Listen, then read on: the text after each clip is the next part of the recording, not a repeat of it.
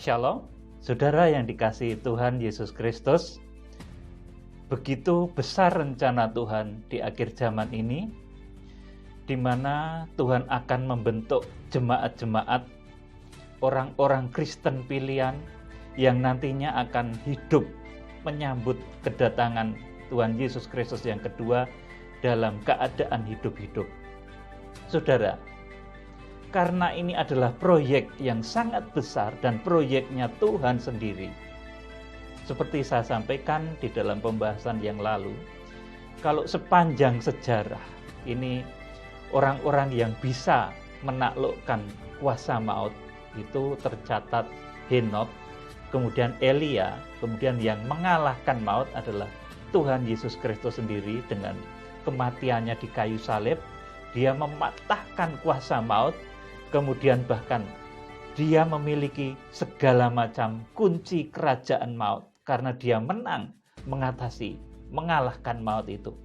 Saudara, di akhir zaman untuk membentuk mempelai yang tidak mengalami kematian tubuh juga. Saudara, ini satu yang luar biasa. Oleh karena itu, Imam Besar Agung Tuhan Yesus Kristus itu dia tampil langsung memimpin kegerakan kitab Wahyu ini. Saudara, kalau di dalam Ibrani pasal 8 ayat 1 sampai pasal 2, ini coba kita akan baca.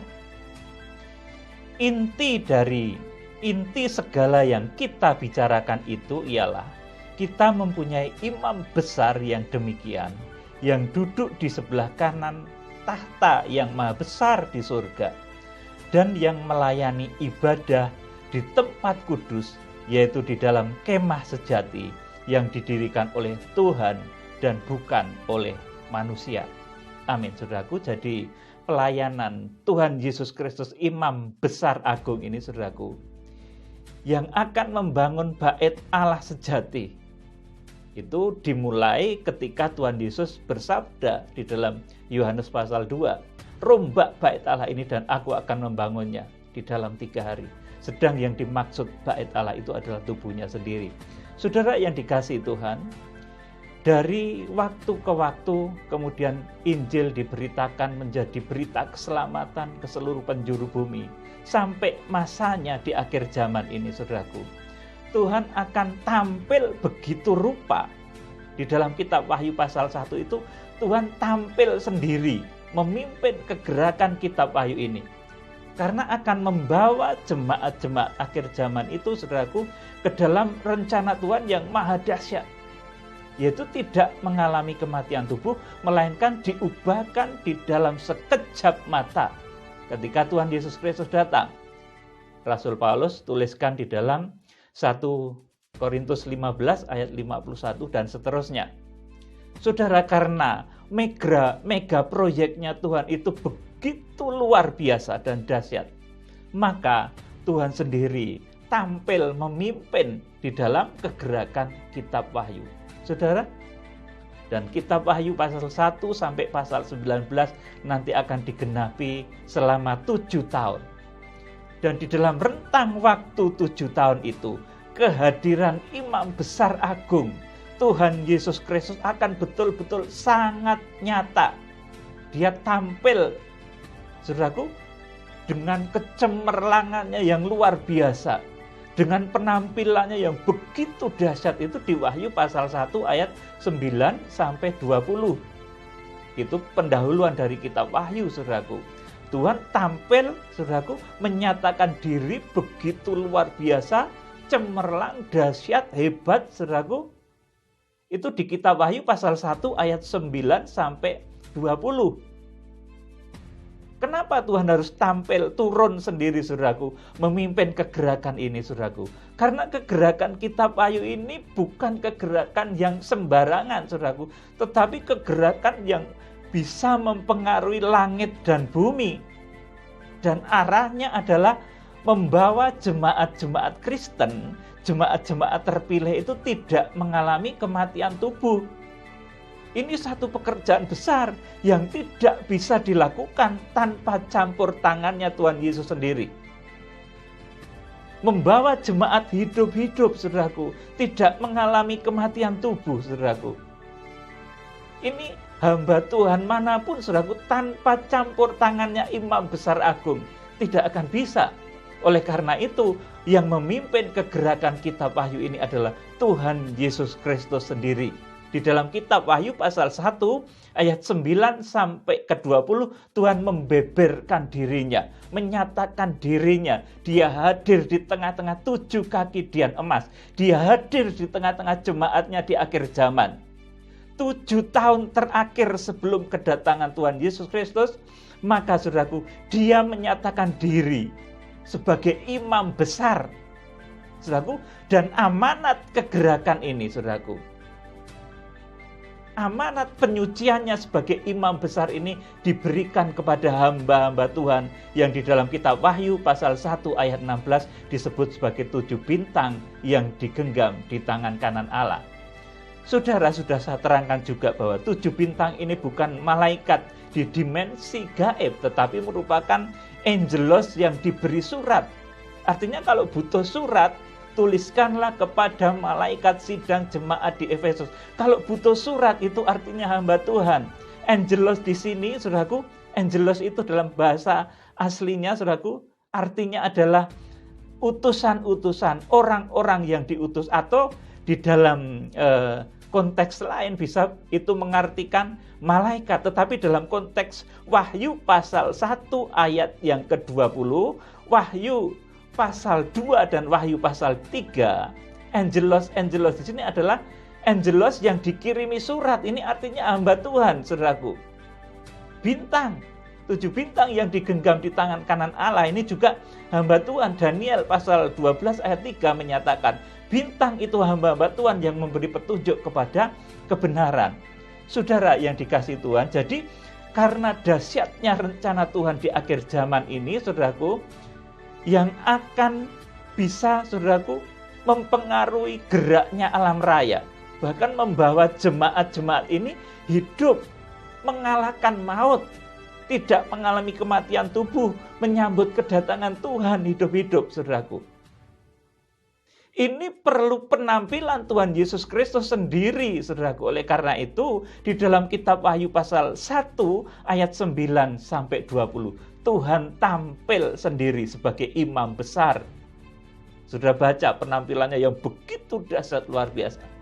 Kemudian di Wahyu pasal 1 ayat 16-nya dinyatakan untuk pekerjaan imam besar ini, saudaraku.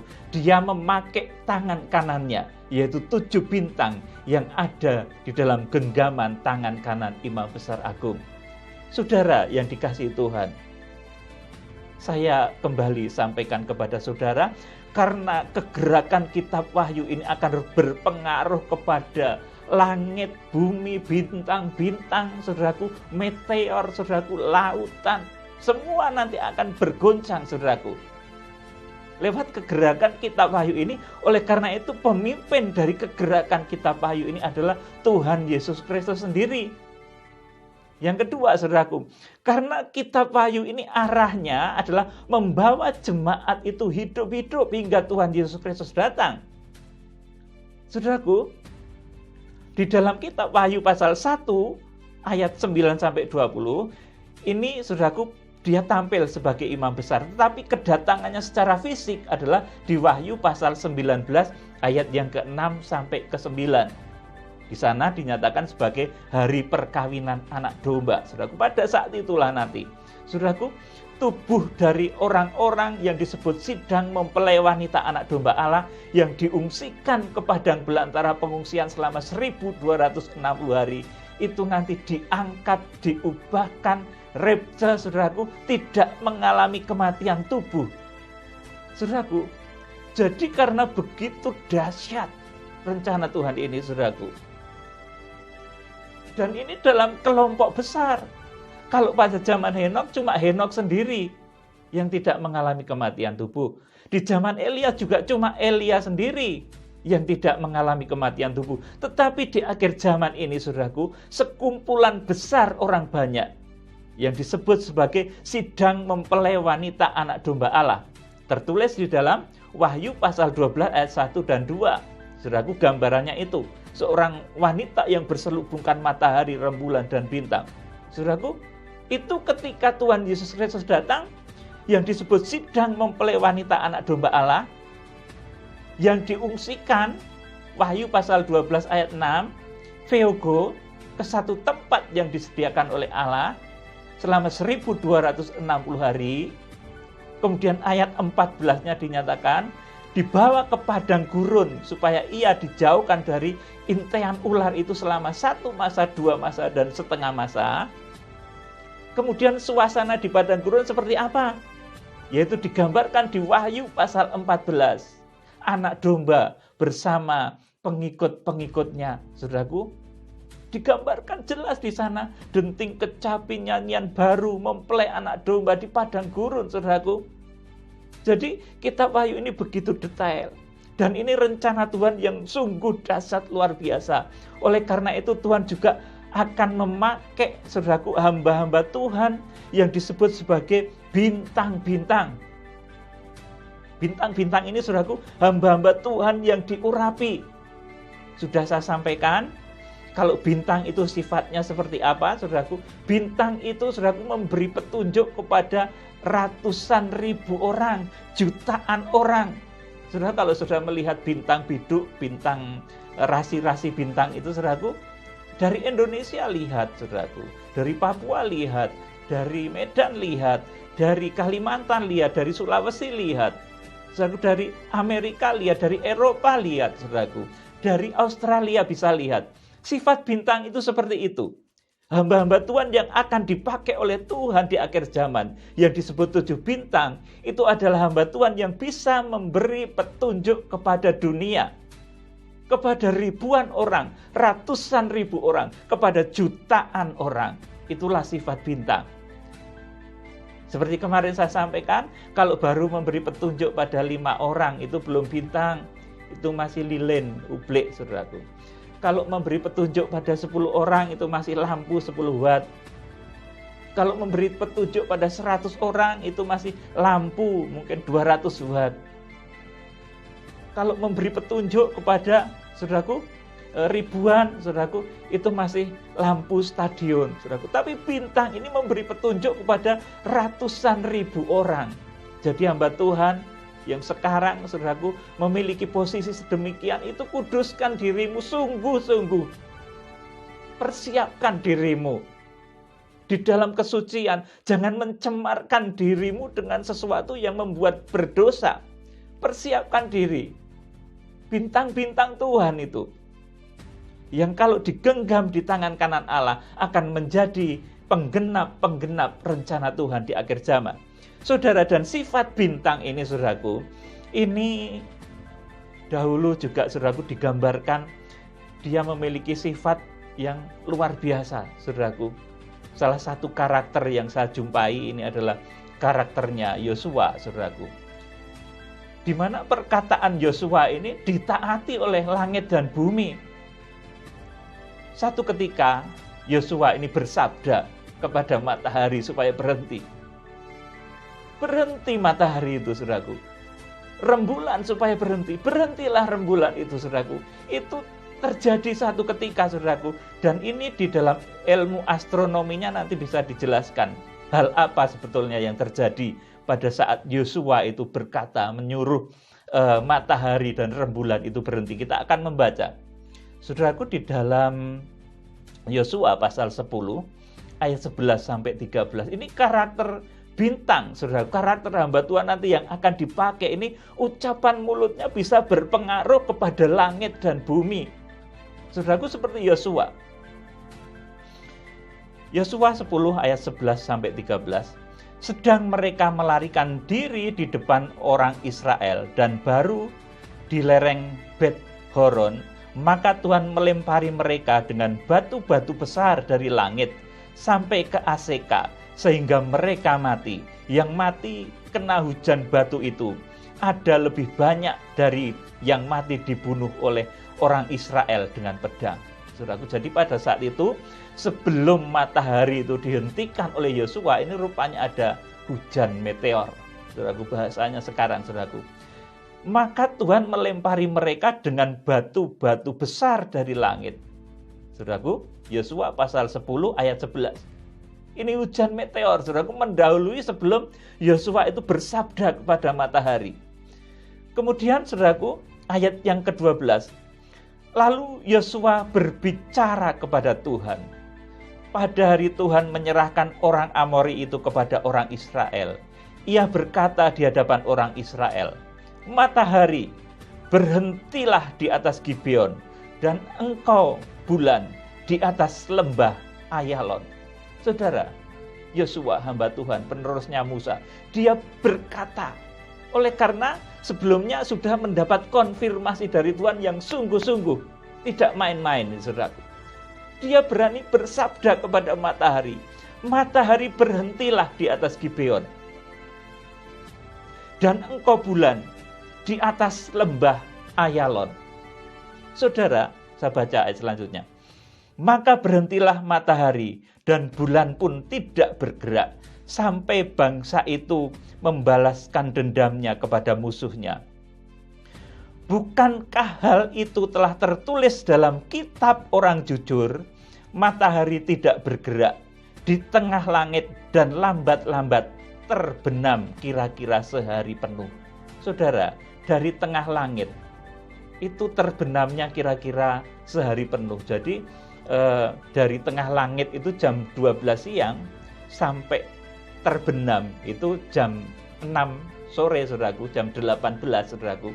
Itu seperti satu hari, saudaraku. Lamanya menjadi seperti satu hari.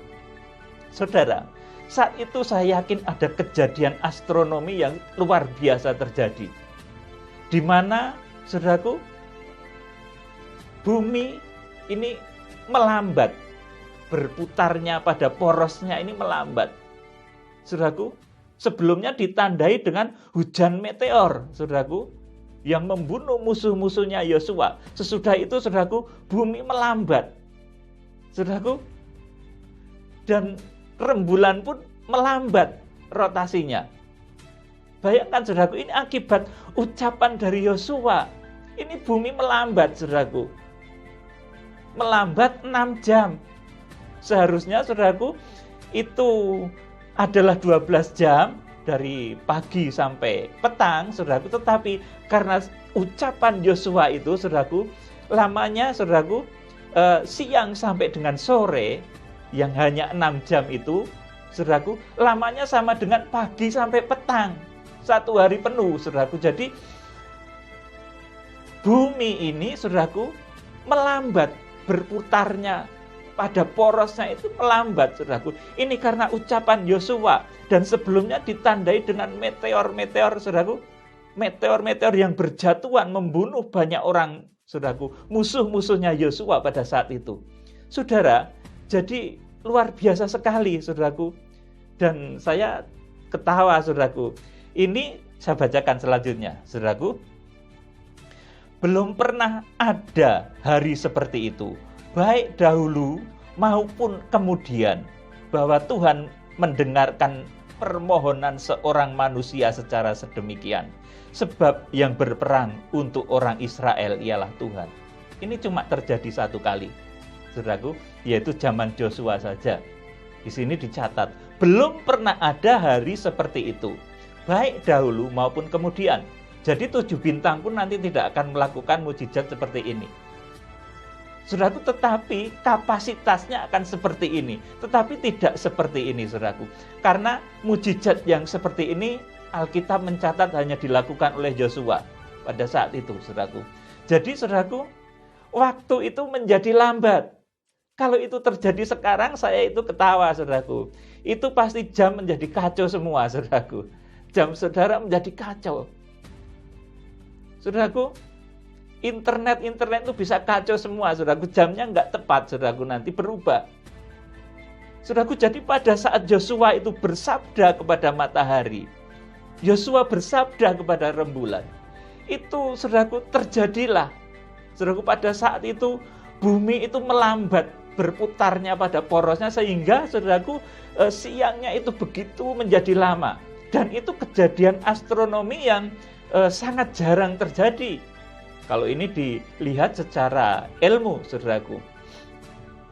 Jadi sebelum kejadian ini ada hujan meteor dulu, Kemudian pada saat Yosua ini bersabda kepada matahari, ini terjadilah bumi melambat berputarnya. Kalau itu terjadi sekarang, ini internet kacau. Saudaraku, jam saudara nggak berguna semua, jadi salah semua, saudaraku.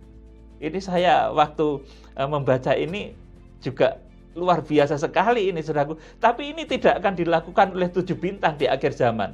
Mujizatnya sudah beda, saudaraku. 7 bintang di akhir zaman nanti, saudaraku, dia akan melakukan mujizat-mujizat besar, tapi bukan menghentikan hari seperti ini. Saudaraku, 7 bintang juga akan melakukan pekerjaan-pekerjaan besar yang akan berpengaruh kepada langit, bumi, kepada rembulan, saudaraku, kepada bintang-bintang, saudaraku. 7 meterai, 7 sangkakala, 7 cawan murka Allah, itu semuanya berpengaruh kepada langit, bumi, dan seisinya. Saudaraku, tetapi mujizat yang dilakukan Yosua ini tidak akan diulangi lagi, saudaraku. Alkitab mencatat sudah seperti itu.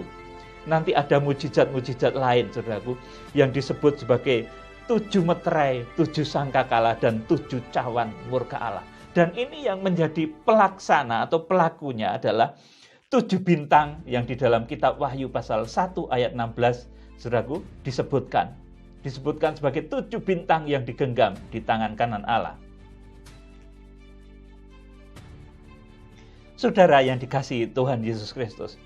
Jadi 7 bintang yang digenggam di tangan kanan Allah ini, dia memiliki satu kuasa yang hampir mirip dengan Yosua ini.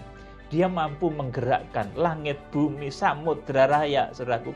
Kalau Musa, saudaraku, dia bisa membelah lautan Tebero. Ini penerusnya.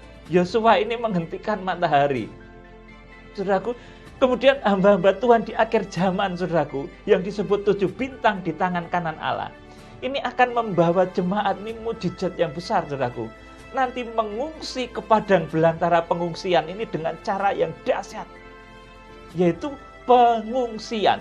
Ditulis dalam bahasa aslinya sebagai peugo, saudaraku, artinya lari, hilang lenyap. Saudaraku, ini proses yang dahsyat. Dan yang memimpin jemaat-jemaat akhir zaman kepada proses pengungsian, lari, hilang, lenyap, dan terbang. Saudaraku, ini adalah tokoh-tokoh akhir zaman yang disebut 7 bintang ini.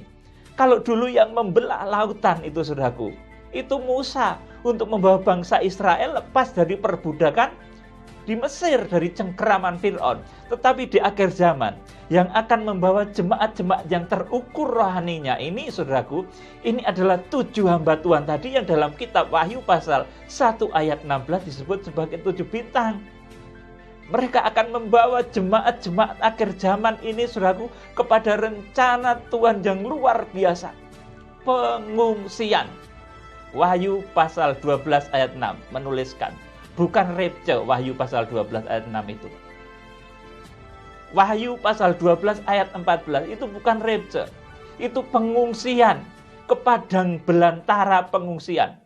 Kalau dalam Wahyu pasal 14 ditulis ke padang gurun. Supaya jemaat terhindar dari intaian iblis. Saudaraku, supaya jemaat terhindar dari bahaya antikris. Saudara, kitab Wahyu pasal 12 ayat 6 dan ayat 14. Kalau itu rapture, itu mau dikemanakan ayat itu? Itu pengungsian. Peugo bahasanya. Selama 1260 hari.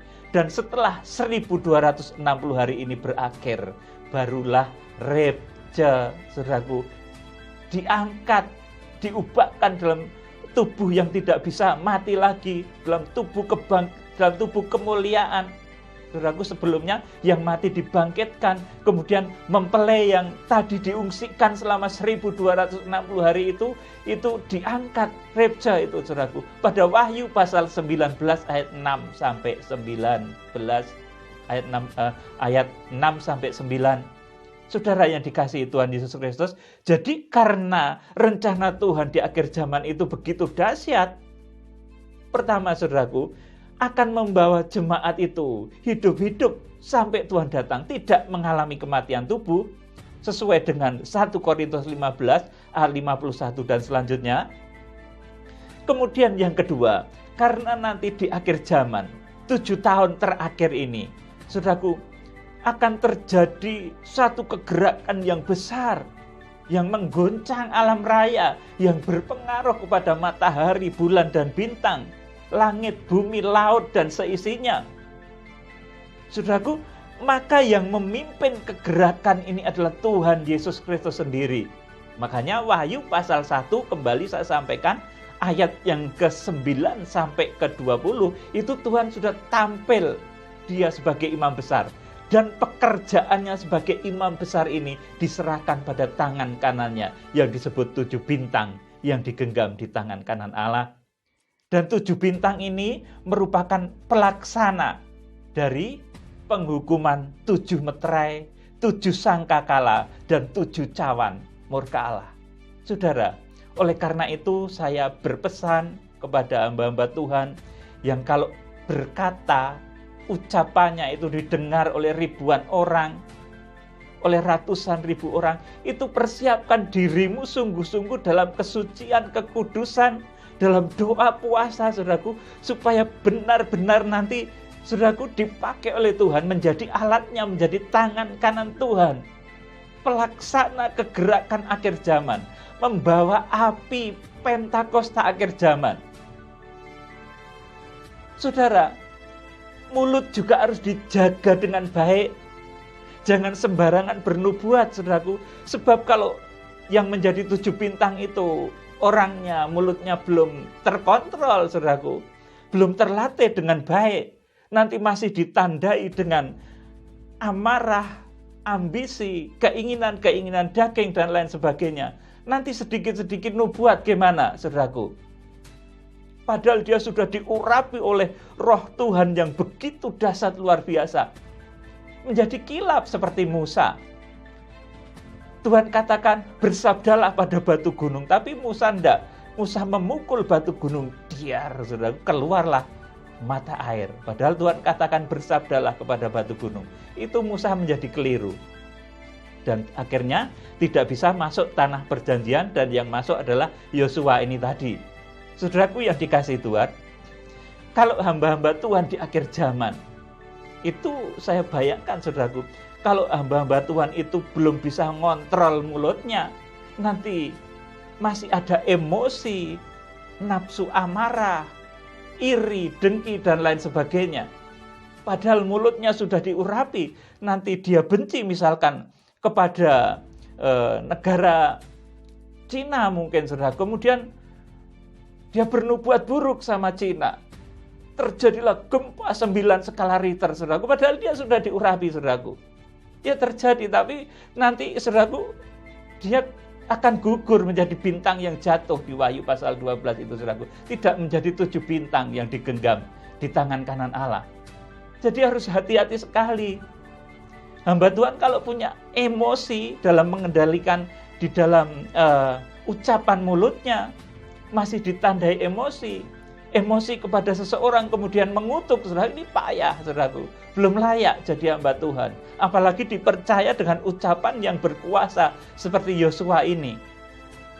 Saudara, marah mungkin sama pulau di Indonesia, di Kalimantan, kemudian bernubuat sama Kalimantan, terjadilah tsunami. Saudara, nggak boleh hamba Tuhan seperti itu, saudaraku. Jadi sosok dari bintang-bintang yang digenggam di tangan kanan Allah ini adalah hamba-hamba Tuhan yang justru sangat berhati-hati di dalam bernubuat.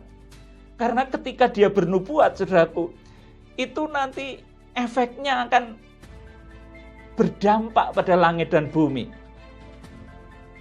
Saudara, jadi pikirkanlah ini baik-baik.